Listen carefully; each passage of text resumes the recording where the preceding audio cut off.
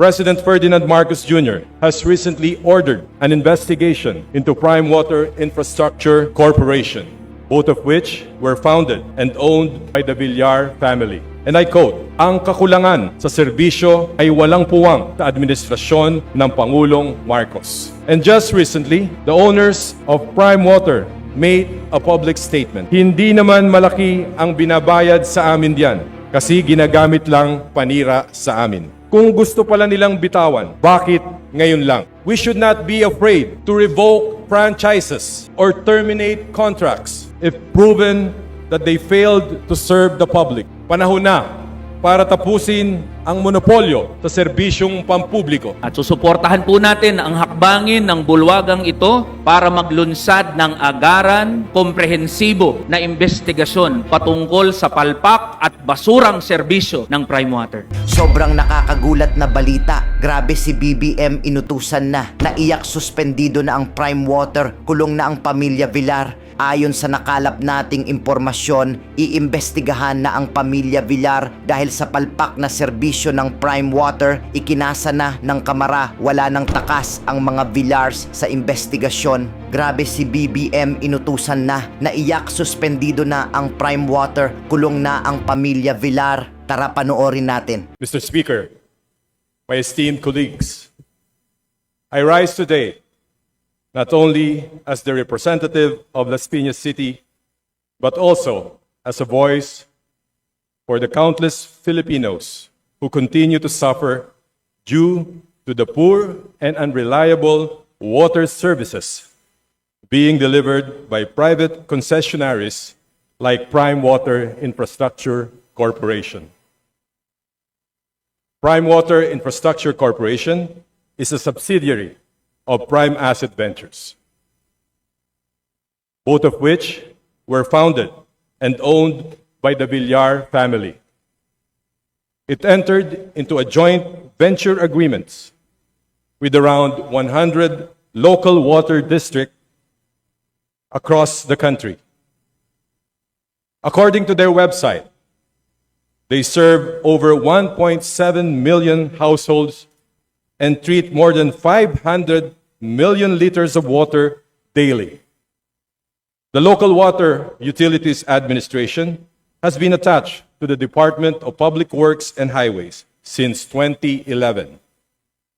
LUA oversees the water districts nationwide, which entered into a joint venture agreements with the Villar-owned Prime Water, especially Secretary Mark Villar as the DPWH Secretary from 2016 to 2021. President Ferdinand Marcos Jr. has recently ordered an investigation into Prime Water Infrastructure Corporation. Iginiit ng kanyang Presidential Communications Office Undersecretary at Palace Press Officer na si Attorney Claire Castro na, and I quote, "Ang kakulangan sa serbisyo ay walang puwang sa administrasyon ng Pangulong Marcos." At sa nakaraang State of the Nation Address, binanggit mismo ng Pangulo ang matinding hinaing ng ating mga kababayan tungkol sa palpak na serbisyo ng Prime Water. When the President himself singles out a company in front of both houses of Congress, it becomes a national concern and one we cannot afford to ignore. Mr. Speaker, it is clear that this is not a new issue. Ilang taon nang nagrereklamo ang ating mga kababayan.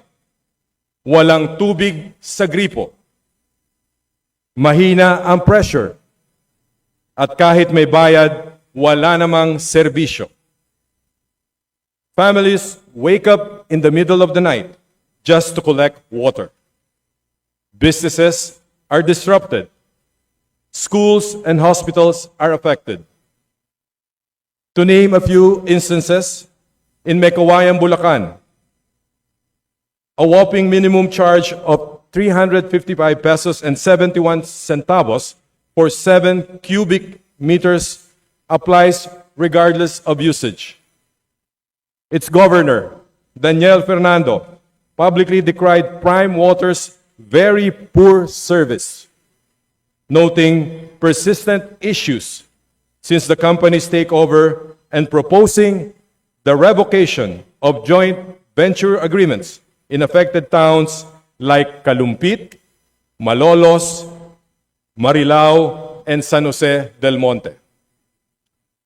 These towns reported yellow, rusty, or foul-smelling water, sometimes with visible particles. In San Pedro, Laguna, its residents in elevated areas like Southern Heights, Barangay Riverside, and San Vicente report frequent interruptions, with water often unavailable for hours and even days. And in Cavite, a resident in Villar-owned development lamenting that water was unusable for cooking or bathing, forcing their reliance on costly bottled water. And just recently, the owners of Prime Water made a public statement. Hindi naman malaki ang binabayad sa amin diyan. In fact, nila i-dispose ang Prime Water kasi ginagamit lang panira sa amin. Kung gusto pala nilang bitawan, bakit ngayon lang? Why endure the complaints of the people for so long if was never beneficial to begin with? The people deserve more than excuses. They deserve action, reform, and justice. Attorney Jose Moises Salonga, LUA Administrator and CEO, has even stated that the investigation found clear lapses in the joint venture contracts. Out of the 73 water districts under Prime Water, 20 to 30 of them want to withdraw from the agreement. Ang problema po dito ay hindi lang serbisyo, kung hindi sistema. When basic utilities like water are handled by private companies with political interests, public service becomes secondary to profit and power. Mr. Speaker, tubig ay karapatang pantao. It is not a privilege. It is a right. It is not a business. It is a basic necessity that every Filipino family must have access to, regardless of status, location, or political color. Although the LUA has completed its investigation and submitted recommendations to the President, I respectfully urge this House also to conduct a full-scale congressional inquiry into Prime Water and other similar concessionaries. We need to audit their performance, review their contracts, and most importantly, evaluate if privatized water systems are truly working for the people or against them. We should not be afraid to revoke franchises or terminate contracts if proven that they failed to serve the public. Panahon na para tapusin ang monopolyo sa serbisyong pampubliko. Mr. Speaker, it's not just about water. This is about justice. This is about restoring dignity in governance. And this is about putting people first. To my constituents in Las Piñas and to every Filipino who continues to fight for their right to clean and affordable water, I stand with you. Hindi tayo titigil hanggat hindi na ibabalik ang tubig sa taong bayan. Hindi sa negosyo, hindi sa pamilya, kundi sa bayan. Ang tubig ay karapatan, hindi negosyo. A call for accountability and reform the water service privatization. Maraming salamat po at mabuhay ang sambayanang Pilipino. Mr. Speaker, I move to recognize the Honorable Percy Sandanya of Akbayan Party List. The for his Honorable interpellation. Percy Sandanya is recognized. You may now proceed, sir. Thank you very much, Mr. Speaker. Will the good representative of Las Piñas City yield to more questions from this representation? Yes, Mr. Speaker. First, expression of appreciation for the valiant efforts of the good representative in shading, removing the shade and the veil, and bringing to light this very important and critical issue, this very important times where water is both an issue of justice and human rights. Yung pong aking unang tanong ay on the issue of sustainability, and that is environmental sustainability. Nakita naman po natin yung record ng Prime Water pagdating sa serbisyo. Kaya naman on the other end, hindi natin maiwasan na mabahala. Yung ating pong tanong ay, has there been any efforts by the National Water Resources Board to monitor the environmental and sustainability practices of Prime Water, especially in relation to its deep wells and surface water sources? Mr. Speaker, the NWRB should ensure that Prime Water's water extraction and use are aligned with sustainable practices, especially since some of their sources are drawn from deep wells and surface water, which could lead to resource depletion if not managed correctly. So, Mr. Speaker, nauubos po ang groundwater. Natutuyo po yan.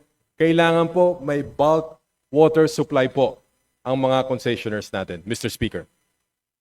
Mr. Speaker, thank you for the response and thank you for showing us that this is not just a consumer issue but more importantly, an environmental issue as well. Yung pong sumunod na tanong ko ay, ano po ang papel ng local government units in overseeing Prime Water's operations, especially considering that water services is a basic public utility? Mr. Speaker, LGUs have a crucial role in ensuring that the private sector, like Prime Water, provides affordable and reliable water services to the public. If the public is dissatisfied with the service, how can LGUs exercise their power to demand accountability from Prime Water? Napaka-linaw po, by raising this to LUA and other related agencies of the national government, we can work together, more ensuring that providers are accountable for their poor services. It is our job as legislators to make sure that laws are in place to safeguard these consumers. Mr. Speaker, ngayon po, malaki po ang parte ng LGUs. Kasi po, ang mga local government units, sila po ang kasama pumirma ng kontrata dito with the concessionaires po. Kaya po, kailangan masusi po nating i-review kung ano po ang batas at mga guidelines.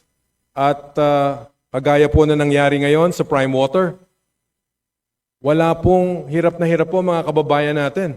At lalong-lalo na yung mga talagang kailangan ng tubig. Sabi nga nila, mawalan ka ng kuryente, wag lang tubig. So I think the LGUs, may responsibilidad po sila dito, Mr. Speaker. Malaki po. Thank you, Mr. Speaker. Mr. Speaker, ito po nabanggit ninyo na mawalan ka na ng tubig, mawalan ka na ng kuryente, wag lang tubig, ay pinapakita kung gaano kahirap ang pinagdadaanan ng mga kababayan nating nasa ilalim ng Prime Water Services. At ito pong hirap na ito, naririnig natin maraming complaints about Prime Water Services in various service areas. Ang tanong po, Mr. Speaker, kailangan po ba na ang gobyerno ay magkaroon ng mas stringent regulations and should the government take a more active role in monitoring the company's performance? Mr. Speaker, a definite yes. The government needs to step up to protect consumers by imposing strict oversight and ensuring that private water suppliers like Prime Water are delivering quality services as promised. Without stronger regulation, consumers may continue to suffer from poor service and rising costs. If Prime Water is not achieving the quality of services it is obligated to provide, then it is high time to consider these agreements and in fact rescind them if no changes are made. Mr. Speaker, on the issue of these contracts that you've mentioned that might need to be rescinded if proven that it's not beneficial to the Filipino people, yung tanong po ay, ano, Mr. Speaker, yung future ng Prime Water in terms of contractual obligations and public accountability, especially with growing concerns from both consumers and government regulators? Mr. Speaker, kung hindi po magagampanan ng Prime Water to fulfill its obligations under the joint venture agreements, the government must act to either enforce penalties, renegotiate terms, or even consider alternative solution to ensure that public water utilities serve the public interest. Yan po ang papel ng pamahalaan. Proteksyonan ang mga mamamayan natin, Mr. Speaker. And speaking of the role of government, and this time around our national government agencies, specifically the DPWH, what or how does the DPWH collaborate with Prime Water and the local water utilities administration or LUA to improve water infrastructure? Mr. Speaker, given the DPWH oversees public works, it should be involved in ensuring that water systems are built to national standards. Measures should be in place to ensure the department is looking into the Prime Water's infrastructure developments, meet the government's regulatory requirements, Mr. Speaker. And for my last question, Mr. Speaker, in areas outside of Metro Manila where Prime Water operates, there have been reports of water shortages and poor service quality. Pagbukas po natin ng internet, nanood tayo sa Facebook at sa YouTube, kitang-kita ito. Siguro po, yung pinakamalaking tanong na ating mga kababayan, what can be done to improve water access and quality for these underserved communities, especially where Prime Water operates? Mr. Speaker, rural areas, the government must prioritize water equity. Dapat pantay-pantay po, ensuring that undeserved areas are not left behind by the failures of a private sector operators. We must start revisiting the agreements or contracts with Prime Water and other water service providers to address these inequities, Mr. Speaker. Mr. Speaker, as representatives of the people, we should never allow the shortcomings, inequities, and failures of the private sector be the cause of suffering of our people. Marami pong salamat. Magandang hapon. Majority Leader.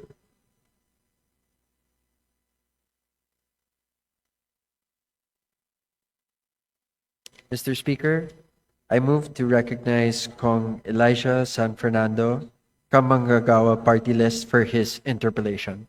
The Honorable Elijah San Fernando is now recognized. You may proceed, sir. Maraming salamat po, Mr. Speaker. Ang kagalang-galang na kinatawan po ng Las Piñas ba ay bukas para sa ilang katanungan at paglilinaw? Tayo po ay bukas, Mr. Speaker. Maraming salamat po. Ang kinatawang ito, Mr. Speaker, ay sumasang-ayon po sa binanggit ng ating kasamahan at kaibigan na talagang napakatindi na dagok sa buhay ng mga ordinaryong Pilipino, lalong-lalo na sa mga manggagawa, itong basura na serbisyo ng Prime Water. Mula po dun sa inyong presentation, Mr. Speaker, sa 16 million Filipinos na affected consumers ng Prime Water, meron ho ba tayong datos sa mga distrito na may pinakamalalaking populasyon na naapektuhan? Mr. Speaker, meron po tayong recorded kung ilan po ang mga naapektuhang lugar. At dito po, sinasabi po, dito sa ating records ngayong araw na ito, na 1.7 million households po ang apektado ng serbisyo ng Prime Water, Mr. Speaker. Opo. Maraming salamat po, Mr. Speaker, at sa ating kaibigan na kinatawan ng Las Piñas. Ginoong Speaker, ang mga distrito po, kung para sa impormasyon ng ating kaibigan, na talagang apektado nitong serbisyo ng Prime Water, unang-una ho dyan, nandyan ang siyudad ng San Jose del Monte, Bulacan, nandyan din ang Dasmariñas sa Cavite, na talagang umiiyak ang mga ordinaryong Pilipino at mga manggagawa. Sa katunayan, Mr. Speaker, sa aking pakikipag-usap sa kanila, ay binanggit nila na wala na silang ibang issue na concern. Magkaroon lang sila ng tubig. Okay na sila, Mr. Speaker. Ang pinupunto ko po dito, Mr. Speaker, doon po sa presentasyon ng ating kaibigan na kinatawan ng Las Piñas, ang pinaka-naapektuhan po talaga dito ay mga manggagawa.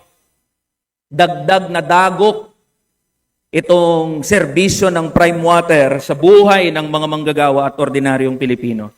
Sa aking susunod na katanungan, Mr. Speaker, meron po bang detalye o impormasyon ng ating kaibigan, kinatawan ng Las Piñas, tungkol sa kompensasyon o compensation na ibinibigay ng Prime Water sa kanyang mga consumer na apektado ng atrasado at basurang serbisyo ng Prime Water? Mr. Speaker, sa ngayon po, wala po akong alam na recorded na compensation. Na siguro kailangan intayin natin ang report ng luwa sa Presidente at yan ay inaasahan nating lalabas na sa lalong madaling panahon, Mr. Speaker. At aking pong naiintindihan ang kalagayan ng mga manggagawa dahil leader manggagawa din po ako. Kaya dapat aksyon na agad natin to. Sa pamamagitan ng isang investigasyon, kailangan malaman ng mga kababayan natin na nagsasuffer hanggang ngayon kung ano na ang mangyayari sa kanilang serbisyo sa patubig, Mr. Speaker. Maraming salamat po, Mr. Speaker. Tama po ang binanggit ng ating kaibigan, kinatawan ng Las Piñas. Wala po tayong naririnig na kompensasyon o bayad pabalik mula dito sa atrasado na serbisyo ng Prime Water. Isang halimbawa po dito, Mr. Speaker, at sa ating kaibigan, sa Cavite ho, ang mga apektado ng Prime Water ay kailangang magbayad ng 300 piso kada buwan kahit walang tubig na lumalabas sa kanilang mga gripo. So kaya kailangan ho natin to na talagang tignan. Kaya suportado po ng kinatawang ito ang hakbang ng bulwagang ito para talagang imbestigahan itong Prime Water. Sa susunod na katanungan, Mr. Speaker, meron ho ba tayong datos? Hindi lang naman ho mga manggagawa at ordinaryong Pilipino ang apektado nito. Isa rin sa apektado ng atrasado at basura. Dinidiinan ko, Mr. Speaker, basurang serbisyo ng Prime Water ay yung mga maliit at maliitan na mga negosyo, yung mga micro, small enterprises. Meron ho ba tayong datos kung ilang negosyo, kabuhayan, small businesses, at iba pa ang binigo ng Prime Water, Mr. Speaker? Mr. Speaker, kagaya po ng sinabi ko kanina, wala po tayong dalang mga datos ngayon dito. Pero inaasahan po natin through the congressional hearing po na gagawin natin dito. Malalaman po natin lahat yan. At ang aking pong feedback, Mr. Speaker, dun lang po sa mga social media na lumalabas na doon sa ating social media kung gaano kahirap ang nangyayari doon sa mga pamumuhay, lalong-lalo na doon sa mga maliliit na nagninegosyo, mga sari-sari stores at mga tindera sa palengke. Mr. Speaker, kailangan na po ito. At nagpapasalamat po ako. Ito pong ating kagalang-galang na kamanggagawa party list. Isa po siya. Kaya po ako na-inspire dito sa advocacy ko na to para itama po ang mali. Kailangan magsama-sama po tayo dito, Mr. Speaker. Thank you, Mr. Speaker. Maraming salamat po, Mr. Speaker. Ilan na lang po sa ating mga katanungan. Aware po ba ang ating kaibigan na tayo po ay signatory ng International Covenant on Economic, Social, and Cultural Rights? Mr. Speaker, may I be enlightened by the gentleman from Kamanggagawa regarding this covenant, Mr. Speaker. Maraming salamat po, Mr. Speaker, at sa ating kaibigan. Ang ating bansa po ay lumagda dito sa international covenant na ito. At noong 2010, Mr. Speaker, at sa ating kaibigan, meron pong inadapt ang United Nations General Assembly na isang makasaysayan na resolusyon na kinikilala ang karapatan ng bawat isa sa malinis at ligtas na maiinom na tubig at sanitation. At kinikilala ito bilang fundamental na karapatang pantao. Ang pinupunto ko po dito, Mr. Speaker, naniniwala po ba ang ating kaibigan na hindi lamang lumalabag ang prime water sa karapatan ng ating mamamayan, bagkus nilalabag din ba ng prime water itong international covenant na nilagdaan mismo ng ating bansa na kinikilala ang karapatan natin sa tubig at sanitasyon? Mr. Speaker, sang-ayon po ako sa ating kasamang Congressman Elijah, pero sa totoo lang po, kahit ano pang covenant, pumirma tayo ang ating bansa. Kung nakikita naman natin ang ating kababayan na nagdudusa dahil lang sa tubig, kagaya po ng aking sinabi kanina sa aking privileged speech, Mr. Speaker, mawalan ka na ng kuryente, wag lang tubig. Walang kahit anumang covenant ang tatalo kung wala kang tubig. It's a human right violation, Mr. Speaker. Thank you, Mr. Speaker. Maraming salamat po, Mr. Speaker. Ang kinatawang ito po ay lubos na sumusuporta sa binanggit ng ating kaibigan, kinatawan ng Las Piñas. At susuportahan po natin ang hakbangin ng bulwagang ito para maglunsad ng agaran, komprehensibo na investigasyon patungkol sa palpak at basurang serbisyo ng Prime Water. Thank you, Mr. Speaker. Maraming salamat din po sa ating kaibigan. Thank you, Mr. Speaker. Majority Leader. Mr. Speaker, I move to recognize the Honorable Janet Garin, 1st District, Iloilo, for her interpellation. Honorable Deputy Speaker Janet Garin. You may proceed, ma'am. Thank you, Mr. Speaker. Is our distinguished colleague willing to answer a few queries, Mr. Speaker? Yes, Mr. Speaker. Gladly. Mr. Speaker, distinguished colleagues, sa usapang tubig, and I'm referring to potable water that should service every house, every barangay, every town, and every province of what we call our country and our motherland, the Philippines. Sa usapan pong serbisyong tubig, on a macro perspective, ilang porsyento po kaya ang pinagsiserbisyuhan ng Prime Water, Mr. Speaker, distinguished colleague? Mr. Speaker, as I've said earlier, there are about 1.7 million households nationwide po. Hindi po ito sa Luzon lang, kasama po ang buong Pilipinas dito, Mr. Speaker. And if we talk about 1.7 million households, Mr. Speaker, distinguished colleague, will it be appropriate to transcend that to probably around 10 million Filipinos? Pwede po mangyari yun, Mr. Speaker. It depends on the members of the family. I think ang average po ngayon, hindi po bababa sa 5 or 6 na miyembro ng pamilya. So kung ating pong imumultiply ang 1.7 million households, maybe times 6 po ito. So may possibility po na aabot po between 8 to 10 million individuals or In other citizens. words, Mr. Speaker, distinguished colleagues, nasa 10% ng mamamayang Pilipino ang pinagseserbisyuhan ng Prime Water. Is that a safe estimate, Mr. Speaker? Yes, Mr. Speaker, kung tayo po ay 110 or 120 million na po ngayon, siguro sa ating populasyon, pasok na pasok po itong 10 million. Kaya possible po, Mr. Speaker. With that, Mr. Speaker, kasi syempre malaki naman po talaga ang 10% ng ating populasyon. How about the 90% of the Filipino people? Are they being served by cooperatives or the private sector? May we know what are the other companies serving and supposedly taking care of potable water to every Filipino household? Sa aking pong pagkakaalam, bilang kinatawan ng lungsod ng Las Piñas, dito po sa Metro Manila, may dalawa pong malaking concessionaire dito, ang Maynilad at Manila Water. Ipagpaumanhin niyo po, Mr. Speaker, kasi hindi naman po nakakarinig ng mga complaints dun sa mga ibang concessionaire sa ibang parte ng ating bansa. At yan, sinisigurado ko, hindi lang may Prime Water ang nagsisilbi sa kanila. Meron naman po silang kanya-kanyang water districts and maybe, tama po Mr. Speaker, mga cooperatives po, Mr. Speaker.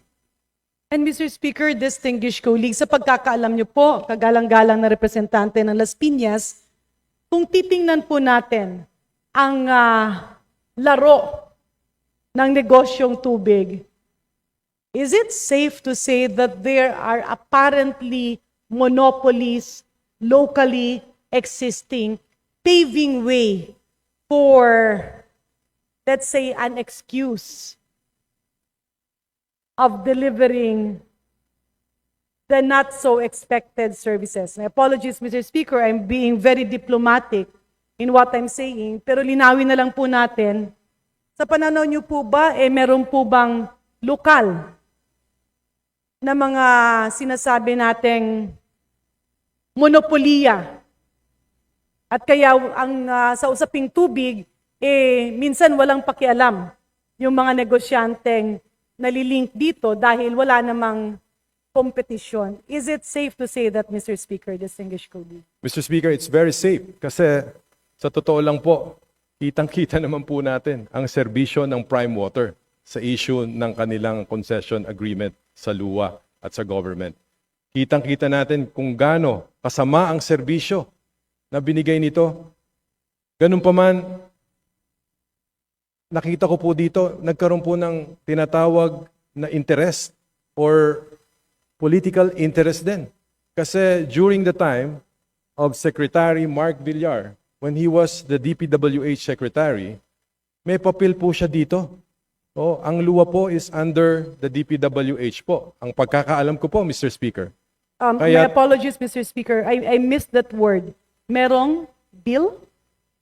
Meron pong koneksyon ang DPWH sa Local Water Utilities Administration. It is under, ang kasama po sa miyembro ng, I think the chairman of the board ng luwa is the DPWH Secretary. Kaya nga po, hinihiling ko po, kung may dapat po tayong baguhing batas, doon po sa grupo ng luwa, yung composition po niya. Kasi ang nangyari po dito, during the time of Secretary Mark Villar, doon po dumami yung mga concession agreement ng Prime Water sa mga local water districts. Mr. Speaker, distinguished colleague, tama po ba ang pag-intindi ko sa ating kagalang-galang na representante ng Las Piñas? Pagkaintindi ko, you are implying na nagkaroon ng posibleng conflict of interest dahil meron tayong representante na related doon sa mga negosyanteng pumasok sa usaping tubig. Is that what is being implied, Mr. Speaker, by our distinguished colleague? Definitely, Mr. Speaker, wala pong kaduda-duda. At Andito po sa mga lugar na ito, Mr. Speaker, distinguished colleague, sa sinasabi niyo pong nagkaroon ng, how do you call that, a water concessionaire? Or water concession agreements, ang mga local water districts with Prime Water. sa mga Mr. lugar pong napag-uusapan, meron pa po bang ibang player or ibang negosyante sa tubig na pumapasok or wala na? Sa buong Pilipinas po, hindi lang naman po Prime Water. So ibig sabihin, meron pong iba pang. Kasi Yeah, when Mr. we- Speaker, my apologies. Let me rephrase my question. Doon po sa mga lugar na sinasabi nyo na allegedly hindi maganda ang serbisyo ng Prime Water, dito ba sa mga concessionaire areas na ito, meron po bang ibang pumasok or it's exclusively the joint venture between the local water utility company or cooperative and Prime Water? Wala po tayong impormasyon tungkol dyan, Mr. Speaker. At maari pong meron naman po sigurong iba na gusto ring mag-supply ng mga... What I mean, Mr. Speaker, distinguished colleague, dun po sa mga lugar na nabanggit nyo kanina, and we're talking about the current situation, sa mga lugar na pinasok ng prime water, kaakibat ang lokal na water utility, dun po sa kanilang pinagseserbisyuhan, meron po ba silang competitor or wala po, Mr. Speaker? Mr. Speaker, as I've said earlier, wala po tayong informasyon tungkol dyan. At tingin ko po, malaki po ang papel ng local government units dito at ng LUWA kasi po sila po ang nagga-guide doon sa mga water districts sa buong Pilipinas. At tingin ko po, matitiyak natin yan pagdating ng report ng LUWA na ibibigay sa Presidente. At the same time, an investigation that warrants this problem of our country, Mr. Speaker. Mr. Speaker, distinguished colleague, yung ating po bang kagalang-galang na representante from Las Piñas, meron po ba kayong datos with regards to the price comparison?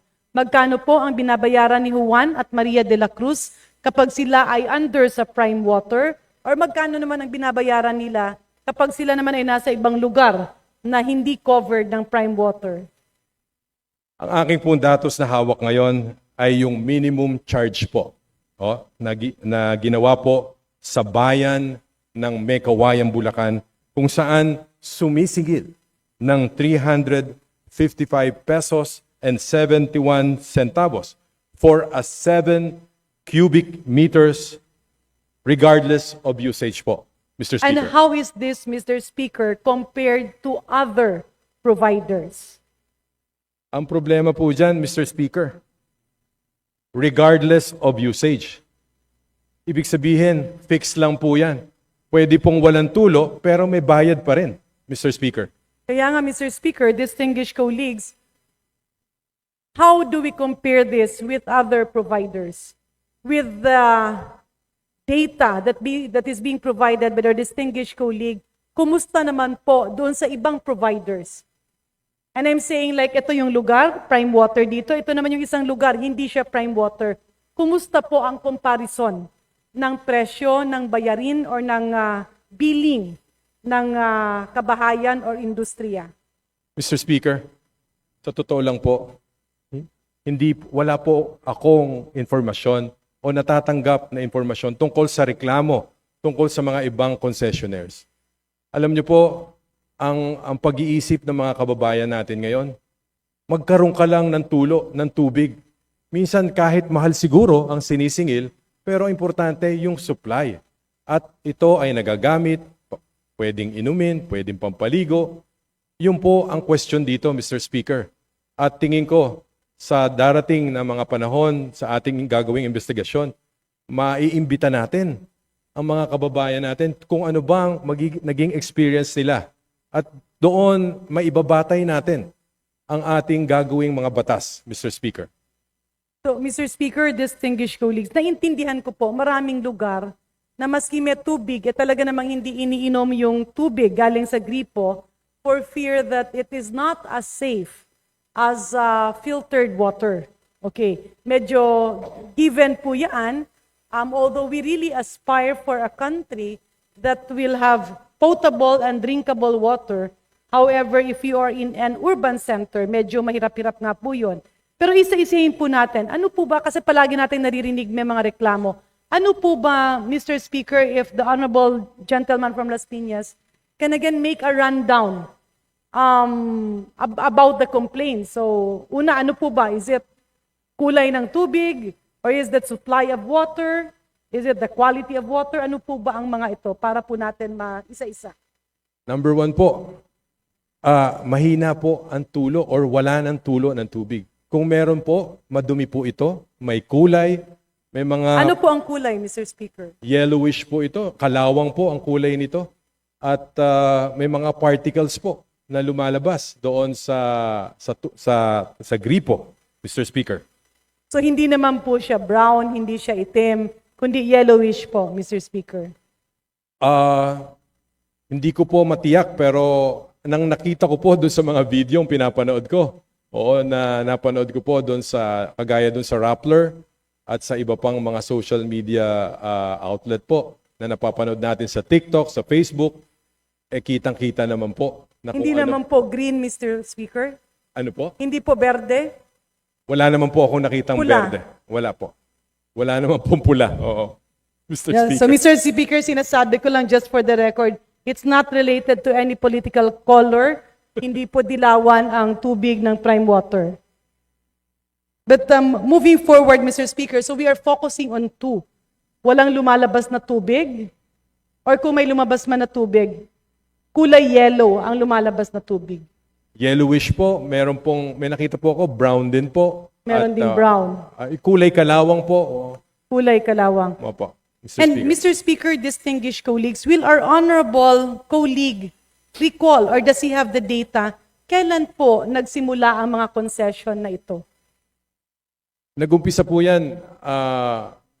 Dumami po. Ako po, ang pagkakaalam ko, dumami po ang concession agreement between 2016 o kung saan po hanggang about 2021, Mr. Speaker. Will our honorable colleague, Mr. Speaker, be aware magkano po ilan po or how long po usually yung window period for a concessionaire to be able to adjust and provide acceptable potable water for its consumers? Usually, ilang taon po ito? Kindly repeat, Mr. Speaker. Alam po ba, may datos po ba, Mr. Speaker, yung ating kagalang-galang na representante ng Las Piñas, ano po ba ang accepted window period for a concessionaire to provide clean and acceptable potable water in the industry? Ito ba isang taon, 6 months, a few months? Ano po ba ang industry practice, if he has any data? Kasi kung wala po, I believe this is also one aspect that should be looked into. That whenever government or LUA approves a concessionaire, whether a joint venture or an entity, dapat may time-bound siya. Kasi yan po yung mga dapat nating tingnan. At kapag ikaw ay hindi time-bound, at kapag ikaw lumampas sa ibinibigay na panahon, pwede ka namang either i-penalize or mawawalan ka ng karapatan na singilin yung iyong mga consumers. This can actually be looked into, Mr. Speaker. Mr. Speaker, tama po ang sinabi ng kagalang-galang Garin. Kung titingnan po natin ang mga concession agreement, usually po, tinitake over po nila yung mga water district. May mga existing po doon na supply na po ng tubig ang mga water district. At ang balita ko po, like sa Dasmariñas, Cavite, pinakamalaki pong supply ng tubig ang binibigay ng water district ng Dasmariñas, Cavite. After po ng tinake over ng Prime Water, nagkaroon na po ng malaking problema ang water district ng Dasmariñas. So, tama po kayo. Kailangan po yan doon sa concession agreement. Very specific Mr. po. Speaker, with due courtesy to our colleague, may nasabi ka kasi na nung hindi pa siya na ibibigay sa iba, maganda ang serbisyo. May I know, Mr. Speaker, distinguished colleagues, what were the parameters that paved way to opening various local water cooperatives to a joint venture with a private entity or with another business entity, and in this case, Prime Water? Ano po ba ang naging rason? Was it because of expansion? Was it because of difficulty in surviving? Was it a purely business decision? Ano po ba ang naging rason sa pagkakaalam nyo or sa narinig nyo? Ang pagkakaalam ko po at ang aking narinig, ang isang malaking kumpanya, kagaya ng Prime Water, siguro na-entice po or naakit po ang mga local water district. Kasi po pinangakuan po sila ng improvement ng serbisyo ng kanilang local water district. At ang nangyari po, hindi naman po natuloy yung mga pangako. Yung pagpapalit ng mga gamit sa May pagsusupply we ng have tubig. the specific promises, Mr. Speaker? Ano po ang mga pangakong napako? Ay doon po sa aking sa aking nababasang mga report, na sinasabi po na yung Prime Water daw, pinangakuan po daw sila, nagaganda ang serbisyo ng kanilang patubig. At bandang huli po sa investigasyon na ginagawa at sa mga press releases po ng LUWA, ang mga complaints po ng mga consumers or ng mga... So the promise, Mr. Speaker, is gaganda ang serbisyo, and this means like more potable water available or cleaner water? Actually, supply po ang importante. Supply, potable siguro, but I am not privy, Mr. Speaker, to the concession agreements of these water districts. Because, But- Mr. Speaker, distinguished colleague, ang tubig po ay buhay ng tao. Pwedeng hindi ito iniinom, pero kapag ito ay ginagamit sa pangluto, pwedeng magdulot ng napakaraming sakit. Hindi lamang po pangluto, pero ito po ay ginagamit sa pampaligo. At kapag madumi ang tubig, kaakibat dito yung mga sakit sa balat. At alam naman po natin, lalo na kapag ikaw ay may bata or matanda, yung sinasabi nating extremes of age. The young and the old, yung paggamit nila ng tubig na pwede nilang malunok, ay nagdudulot din ng mga sakit. Not to mention the fact that actually without water, it's very difficult to sustain a hygienic and sanitized living environment. With this, Mr. Speaker, marami po ang datos na naibigay ng ating kagalang-galang na representante sa Las Piñas, pero marami po ang datos na kailangan din nating malaman dahil this happened for a purpose. Maybe there are lapses in the parameters by which concessions are being given. Maybe there are also lapses in how the government protects its people. And in this case, kailangan natin matingnan, kapag ang serbisyo ay pinangako, dapat meron niyang time-bound.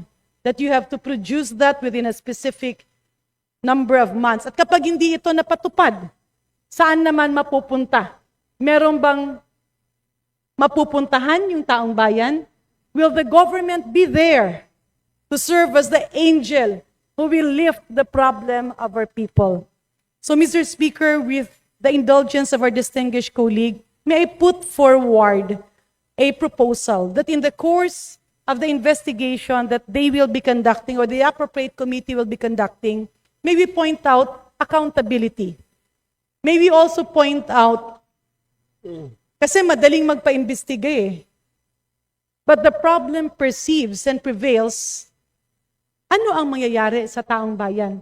While we are investigating saan sila pupunta, sino ang mag-handle ng serbisyo? Sino ang kailangang, will it be safe to say that the government or somebody else can come to the rescue? Yung mga bagay-bagay na ito, dahil hindi na pwedeng humahaba pa. At baka naman merong tulong na kailangan yung private concessionaire na hindi na ibibigay sa kanila. Because we have been hearing a lot of complaints right and left, basically with Prime Water, pero marami ring iba.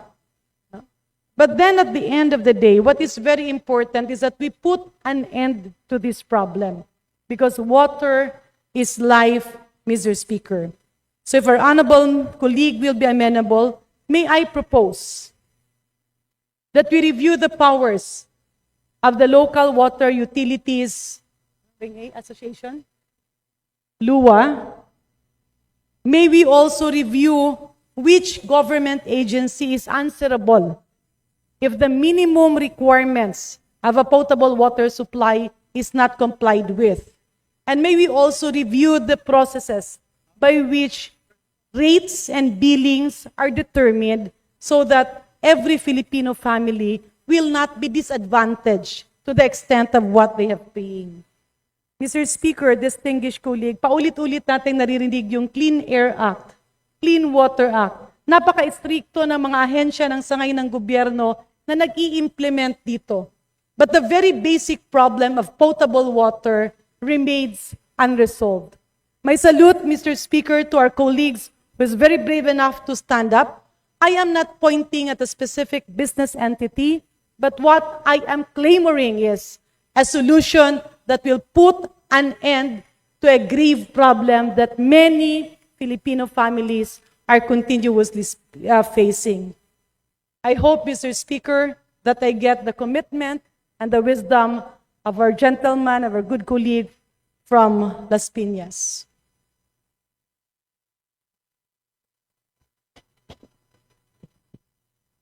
Mr. Speaker, I would like to thank the Honorable Garin for her manifestations. At sana po, lahat po ng mga suggestions ay maisama natin sa darating na investigasyon dito sa ating resolusyon na gagawin po dito. Thank you, Mr. Speaker, and thank you, Honorable Garin. Majority Leader. Mr. Speaker, I move to extend the privilege hour by another hour. There's a motion to extend the privilege hour. Is there any objection? Chair hears none. The privilege hour is now extended. Mr. Majority Leader. Mr. Speaker, I move to recognize Rep. Terry Radon, party list, Bicol Saro, for his interpellation. Thank you, Mr. Speaker. Would the distinguished gentleman accept interpellation relating to the subject? Yes, Mr. Speaker. Thank you, Mr. Speaker. I think it's very important to talk about very basic principles on public-private partnerships as to why local water utilities actually undertake joint ventures with the private sector. Maybe you'd like to give some information, Mr. Speaker, as to the reasons behind local water utilities actually involve the private sector into their operations. What would be your ideas about it? Mr. Speaker, in the first place, ang LUA po is a GOCC, if I'm not mistaken. At sila po ang nakikipag-usap doon sa mga water concessionaire. Pero ang aking pong hinahangad dito is sana po matutukang maigi ng ating pamahalaan. With the information given by the Honorable Ridon, meron po tayong PPP, yung private-public partnership po na batas. Siguro we should look into that. And yun po ang problema natin siguro ngayon. Marami tayong pinrivatize ng mga public utilities po. At mukhang hindi natin masyadong natutukan po ang itong mga agreements ng mga kumpanyang ito, Mr. Speaker. Well, to be very clear, Mr. Speaker, the reasons why local water utilities and other government entities undertake joint venture agreements with the private sector would be two things. First, on the question of price, and second, on the question of service. The promise of the private sector, when it undertakes joint venture agreements with government entities, would be to ensure a better price than what we have currently at the moment with government entities operating private utilities. Second, would be the promise of a better service, particularly because there are concerns that bureaucratic delay and the monolith that is government actually sacrifices public service. But on the question of the performance of Prime Water in its various joint venture agreements, what can you say about the price? What can you say about the service that it's actually provided its consumers, Mr. Speaker? Mr. Speaker, kung gagraduhan po natin ang serbisyo ng Prime Water, bagsak po sila. Out of 10 po, siguro baka swerte ng maging 2 or 3 sila. Out of 10, Mr. Speaker, sa kanilang serbisyong ginagawa. And more importantly, a part of what the private sector promises when it enters into joint venture agreements with government entities is a commitment to actually investing into the business. Because when you actually invest into a business, it means that you're able to provide funds for capital assets. And when you provide funds for capital assets, it would be used to basically better operations. And when you have better and more efficient operations, you're able to deliver on your commitment on price. Pagka ganito po ba sa mga joint venture agreements with Prime Water, nakapag-invest po ba sila significantly into the joint venture partners in the government entities, the local water utilities local water districts that we are talking about, Mr. Speaker? Sa aking pong pagkakaalam, Mr. Speaker, ang problema nga po ngayon, they are charging para po doon sa capital expenditures nila na wala namang improvement. Opo. Hindi po yata nag-invest ang Prime Water. Kaya po maraming reklamo. At ito po ang isang problema. At siguro dapat ito ang pagtuunan natin ng pansin sa Kongreso ngayon, Mr. Speaker. Well, thank you for your answer, Mr. Speaker. And again, we would have to go back to the promise of public-private partnerships, which is basically one, to ensure that better prices are provided to consumers, and to secondly, to make sure that you have better services. And in the event that a private sector partner has actually failed in these twin commitments, hindi ba tama na dapat putulin, wasakin, abandonahin na po yung ganito pong mga kontrata, Mr. Speaker? Mr. Speaker, hindi po ako abogado. Pero under the Constitution, napakabigat po ng isang kontrata. Opo. Hindi po ganun kadali unless hindi mo pwedeng i-rescind ang isang kontrata kung walang talagang malaking dahilan. Ikaw ay pupunta pa sa korte para ma-rescind ang kontratang ito. Not unless na meron pang ibang paraan, Mr. Speaker, na alam ng ating Honorable Ridon. Well, isa po dun sa mga pangako ng private sector sa pagpasok po sa mga PPPs ay ang pagtitiyak po ng presyo, pagtitiyak po ng magandang serbisyo. Pero nakita ho natin yung Prime Water pagka naglalabas ho ang kanila pong tubig mula sa gripo. Una, kung hindi po malabo o may kulay, mahina po yung pressure. Tama po ba itong ganitong characterization ng actual level of service ng Prime Water?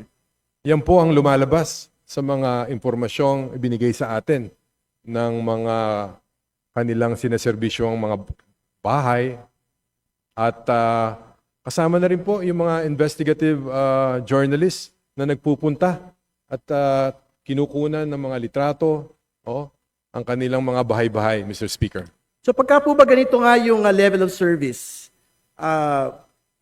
ito po ba ay tingin nyo mag-warrant ng full review ng Kongreso? Ito po ba ay dapat mag-warrant, like what I've been previously stating, na talaga ho sigurong tapangan ng Local Water Utilities Administration, tignan ng mga kontrata na ito, tignan kung tama ba ang mga kontrata ito, nag-comply ba sa mga service obligations po nila, at kung hindi sila po nagko-comply sa kanila pong service obligation, dapat ay kanselahin na sa pinakamaagang panahon yung pong mga kontratang ito at ibalik pong muli sa local water districts.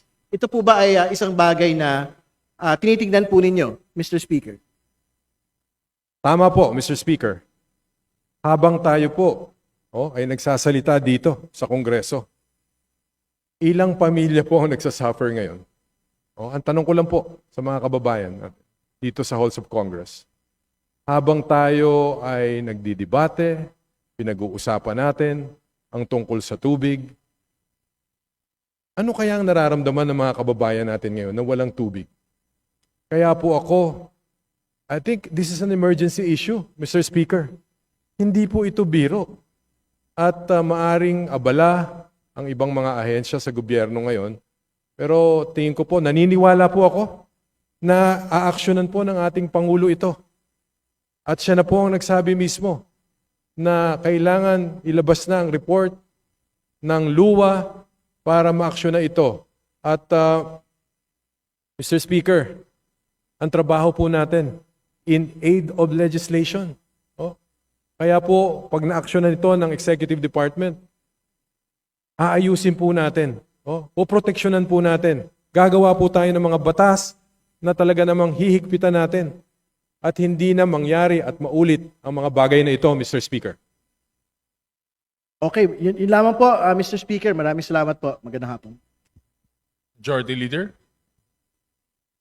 Mr. Speaker, I move to recognize the Honorable Keith Flores from the 2nd District of Bukidnon for his interpellation. The Honorable Representative from Bukidnon is now recognized. Thank you, Mr. Speaker. Would the gentleman from Las Piñas yield to some questions from this representation? Yes, Mr. Speaker. Thank you, Mr. Speaker. Mr. Speaker, I also represent a district that has an LGU with a contract with Prime Water. And just like your concerns, we are also experiencing very poor service in terms of the water service that we're getting now. Sa pagkaalam niyo po, ilan po bang LGUs ang may existing contracts with Prime Water? Wala ko pong bilang dito, Mr. Speaker. Ang aking pong nanditong record ay 1.7 million families. Pero Mr. Speaker, ang alam ko po, buong bansa na po, mula Luzon, Visayas, and Mindanao, more than 100 po na water district na ang kanilang concession agreement po. At sabi nga kanina po ng ating kasama, kung almost 10% na po ng ating mamamayan ang siniservisyohan ng Prime Water, Mr. Speaker. Sa experience niyo po, did Prime Water infuse capital to improve the services sa water sa area po ninyo? Again, Mr. Speaker. Nag-infuse ba sila ng capital, pera, para ma-improve o mapaayos ang service ng tubig sa area po ninyo, sa lugar niyo? Wala po akong nalamang impormasyon tungkol sa kanilang in-infuse na capital. But ang alam ko po, sina-charge po nila ng capital expenditure ang mga kababayan natin. Kaya po tumataas ang singil nila. At yan, iintayin natin ang report ng luwa, Mr. Speaker. Kung ako ba ay tama sa aking sinabi. Siguro, ang nangyayari po ngayon, wala na pong bulk water na nagsusupply doon sa mga areas na yan. At sila po ay nagba-bulk selling na. Doon po sa aming lugar, sa Las Piñas, yung pong isang magandang subdivision, mamahaling subdivision doon, yung Prime Water po ang nagba-bulk selling doon sa mga households po doon.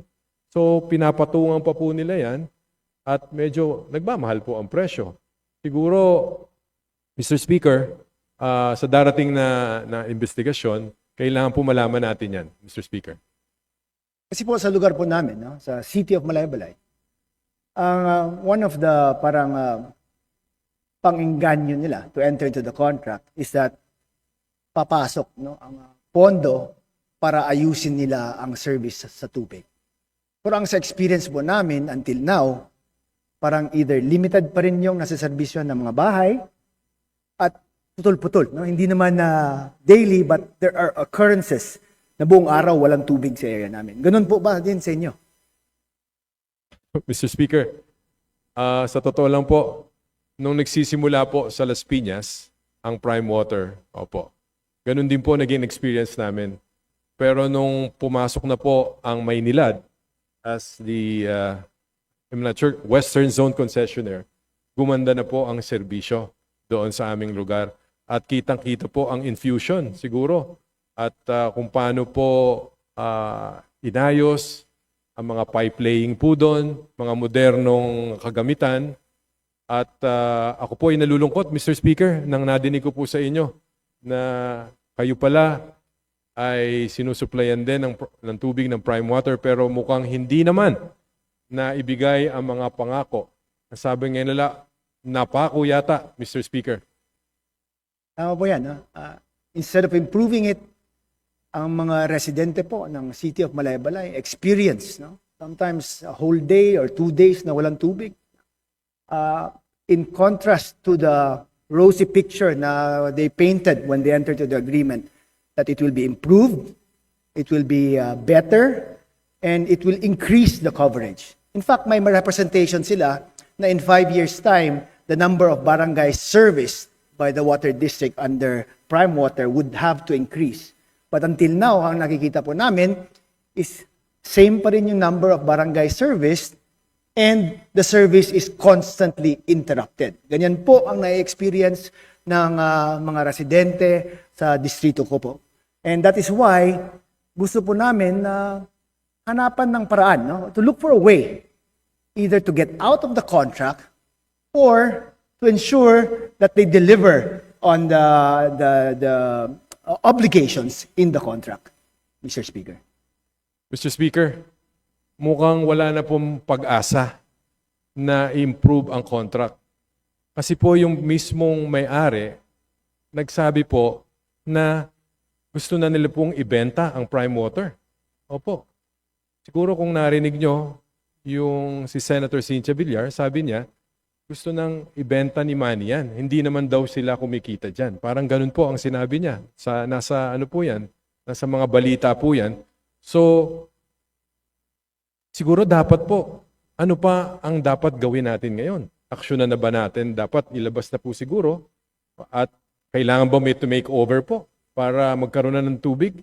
So, through the congressional investigation, siguro magtutulong-tulong po tayo dito. At ako po ay natutuwa, Mr. Speaker, hindi lamang Bukidnon. Maraming parte pa ng ating bansa ang hanggang ngayon po ay nahihirapan sa supply ng tubig, Mr. Speaker. Mr. Speaker, sa pagkalam ko rin, no? Sa contract na binigay nila, ang daming provisions doon na medyo mahirap on the part of the contracting party to get out of these contracts. May arbitration clause pa. Medyo mahirap po on their part to get out of it. No? So, hopefully, if we do take the path of conducting an investigation in aid of legislation, maybe to correct whatever laws that we have as far as water concessions are concerned, to ensure that the people get the best service that they can get from the government when it comes to water. Dapat pong, I think, would you agree, Mr. Speaker, that we should take that course of action, Mr. Speaker? 1,000%, Mr. Speaker. At siguro kaya naman po tayo representative ng mga kababayan natin. Ang pinakamaganda po talaga ay proteksyon para sa ating mga kababayan. At wala naman po sigurong kukontra sa atin. Miski dito sa Kongreso, wala naman po tayong ibang hinahangad kundi ang kapakanan ng taong bayan. Mr. Speaker. Mr. Speaker, in closing, dapat obligasyon ng government, no, to ensure that everyone, all Filipinos must have access to clean and potable water. At this day and age, parang it's so prehistoric to be talking about the absence of water, di ba? Para sa panahon na to. We're already expecting na dapat everyone should have access to clean and potable water, and everyone should be free from contracts that prohibit government from delivering these kinds of services. Tama po ba, Mr. Speaker? Yes, Mr. Speaker. Tama po yan. And I've heard, hindi ko po sigurado, pero meron po tayong, during the previous Congresses, nag-file po yata ng bill to create a Department of Water, Mr. Speaker. So, maaring pag-usapan natin yan sa congressional hearing na gagawin natin. At siguro po, mas pagtutuunan natin ng pansin ang tubig. Kasi sabi nga natin lahat, ang tubig ay buhay. Pero mukhang hindi natin siguro napaprioritize lang ang mga bagay na ito. Pero ngayon po, sa araw na ito, tingin ko magsasama-sama po tayo. I think, Mr. Speaker, this is an urgent issue that hounds our country today. Kailangan po na aksyonan na natin ito. At ako po ay nagpapasalamat sa aking mga kasama sa kanilang mga suportang ibinigay ngayong araw na ito. Thank you, Mr. Speaker. Thank you, Mr. Speaker. Majority Leader. Mr. Speaker, I move to recognize the honorable gentleman from the Sagip party list, the Honorable Paulo Henry Marcoleta, for his manifestation. The Honorable Marcoleta is now recognized. Thank you, distinguished Majority Leader, Mr. Speaker. Magandang hapon po sa ating kagalang-galang na kinatawan mula sa Las Piñas. Habang nagsasalita po ang ating mahal na congressman mula sa Las Piñas, kanina ay naalala ko po ang aking mga kamag-anak sa Paniki Tarlac na siya rin po ang gumagamit ng serbisyo ng Prime Water. At alam na alam ko po ang kanilang dinaranas araw-araw, yung kahirapan na dinaranas nila sa Prime Water. Totoo po na ang tulo ng tubig doon sa amin, mas malakas pa daw yung ihi ng sanggol. Sa totoo lang. At kapag nag-flush po kami ng toilet, imbis na maging white o maging clear yung toilet bowl, lalong nagiging brown.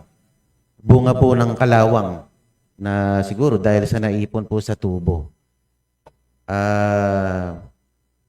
Buti naman po at napapanahon na napag-usapan na po natin ito dahil matagal na pong naghihirap ang aking mga kamag-anak doon sa Tarlac, particularly sa Paniki, kung saan po lumaki ang aking tatay. Nung ako po'y naliligo doon, nung ako'y bata pa, mas masarap pa po yung tubig sa yung poso eh. Talagang bumubulwak yung tubig bawat bawat pump ninyo eh. So, mas maganda pa daw po yung tulo ng tubig nung hindi pa na-acquire ng Prime Water. Yung doon, yung water services sa amin. So, dapat lang po talaga na maimbestigahan na ng Kamara de Representantes itong lackluster performance, lackluster service ng Prime Water. At sana lang po, sabi nga ng aking ninang na si Miss Kong Janet Garin, ang tubig naman po dito ay hindi berde, ang tubig na lumalabas naman po ay hindi pula. Ang mungkahi ko lang naman po na kung sana ay itatalaga natin itong investigasyon na ito, sana po ay gagamitin natin ito para hindi po pagtakpan o tabunan ang ilan sa mga mahahalagang usapin natin tulad ng mga anomalous billions of flood control projects. Yun lamang po. Maraming salamat po. Mr. Speaker, I would like to thank the Honorable Marcoleta for his testimonial. Kitang-kita po ang mga nararanasan ng mga kababayan natin. No other than the Honorable Marcoleta experience the inefficiency of the services of the Prime Water. Thank you, Mr. Speaker. Ngayon, ikaw, bilang Pilipino, ano ang masasabi mo at reaksyon sa balitang ito? Mag-iwan ka ng komento sa ibaba at atin pong babasahin isa-isa.